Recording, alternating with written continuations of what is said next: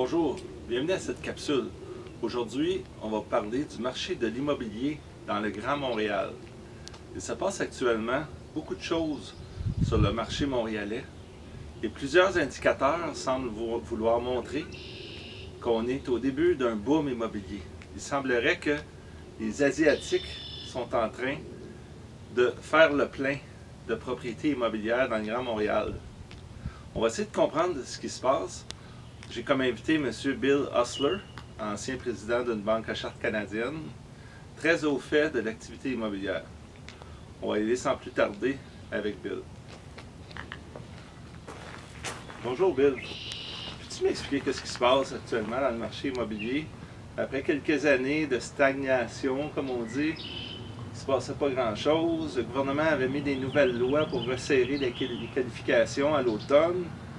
Et puis soudainement, il semblerait qu'on est tombé dans un marché de vendeurs.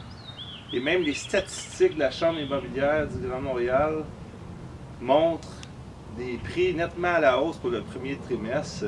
J'ai vu 9% pour l'île de Montréal. Il paraît qu'on est dans un marché de vendeurs. Qu'est-ce qui se passe au juste? C'est une bonne nouvelle?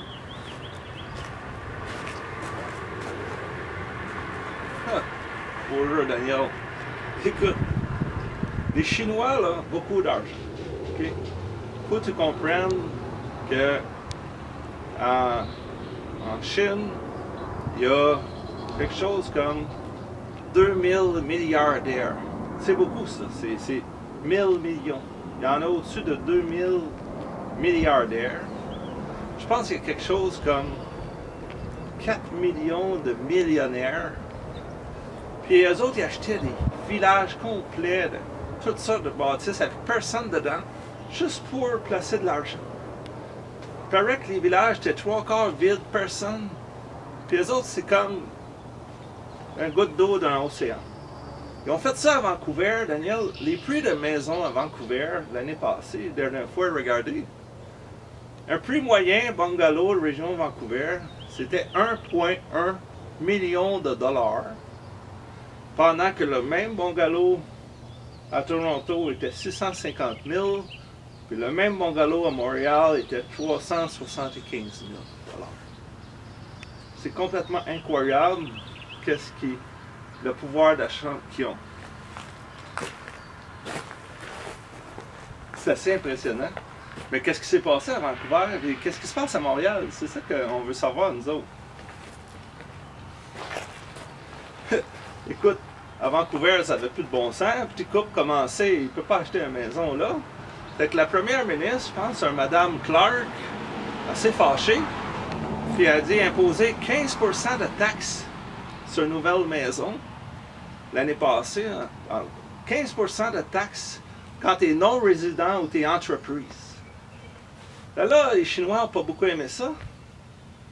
Puis, il semblerait, selon rumeur que j'ai entendu, j'ai fait une couple de téléphone, ils sont rendus maintenant à Montréal. Ils sont à Toronto depuis longtemps.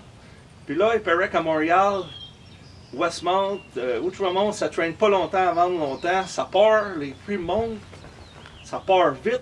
Il paraît qu'on serait peut-être rendu dans un boom immobilier. Puis ça fait plusieurs fois qu'on me dit, des agents immobiliers qui disent qu'on serait rendu dans un marché de vendeurs très net. C'est nouveau, ça fait longtemps qu'on n'a pas entendu ça. Ah ben, c'est une bonne et une mauvaise nouvelle, ça, Bill. C'est une bonne nouvelle pour ceux qui ont déjà des maisons. Ça en est une moins bonne pour ceux qui n'ont pas encore acheté. C'est que ça va être intéressant à suivre si c'est vrai, puis si les statistiques disent vrai. Écoute, Daniel, quand les statistiques disent baisse de quantité de maisons vendues, puis hausse de prix de 9% à Montréal, ça veut dire, dans le premier trimestre 2017, ça veut dire qu'il se passe quelque chose dans le marché immobilier. Merci beaucoup, Bill, d'avoir éclairé les auditeurs et moi-même dans ce sujet qui est très intéressant. En espérant que cette capsule immobilière vous a plu, je vous invite à partager en grand nombre à quiconque a des intérêts ou pourrait avoir des intérêts dans le marché de l'immobilier. C'est Daniel Pilon, CPA, chroniqueur financier, toujours indépendant.